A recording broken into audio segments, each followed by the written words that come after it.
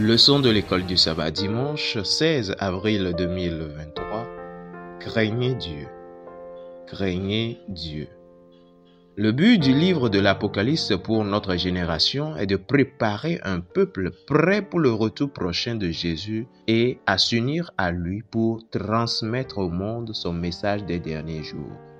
Apocalypse révèle les plans de Dieu et démasque les plans de Satan. Le livre présente le dernier appel de Dieu, son message urgent, éternel et universel pour toute l'humanité. Lisons l'appel urgent de l'apôtre Jean pour la fin des temps dans Apocalypse 14, le verset 7. Là, il est écrit, il disait d'une voix forte, « Craignez Dieu et donnez-lui gloire, car l'heure de son jugement est venue. Et adorez celui qui a fait le ciel et la terre et la mer et les sources. Amen. » Voir aussi Genèse chapitre 22, le verset 12. Là, il est écrit, l'ange dit, « N'avance pas ta main et ne lui fais rien, car je sais maintenant que tu crains Dieu et que tu ne m'as pas refusé ton fils, ton unique. » Amen. Psaume 89, le verset 7 et verset 8 dans d'autres versions. Dieu est terrible dans la grande assemblée des saints. Il est redoutable pour tous ceux qui l'entourent. Amen. Proverbe 2, le verset 5, là il est écrit, alors tu comprendras la crainte de l'Éternel et tu trouveras la connaissance de Dieu. Amen. Ecclésiaste chapitre 12, le verset 13 et 14, ou dans d'autres versions, versets 15 et 16. Écoutons la fin du discours. Crains Dieu et observe ses commandements. C'est là ce que doit faire tout homme, car Dieu amènera toute œuvre en jugement au sujet de tout ce qui est caché, soit bien, soit mal. Amen. Éphésiens chapitre 5, le verset 21, là il est écrit, vous soumettant les uns aux autres dans la crainte de Christ. Amen. Quelles sont les instructions spécifiques qu'il nous donne? Le mot grec du Nouveau Testament pour craindre dans Apocalypse 14, le verset 7, est phobéo.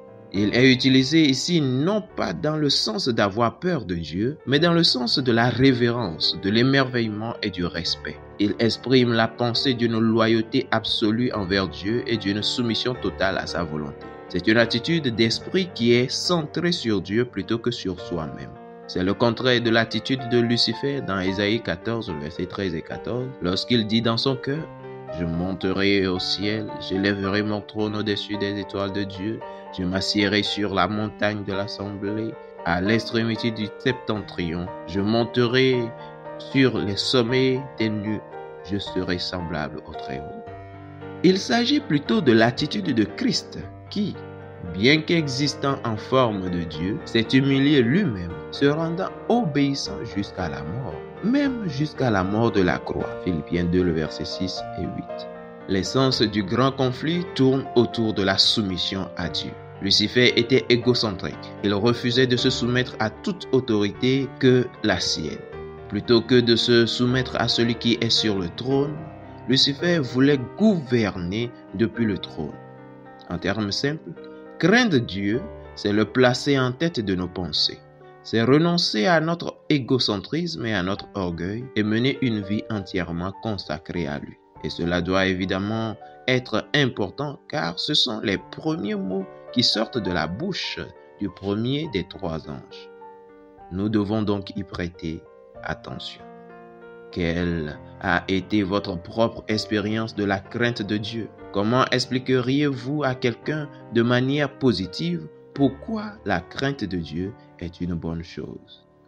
Fidèles auditeurs et internautes, que Dieu vous garde. Amen.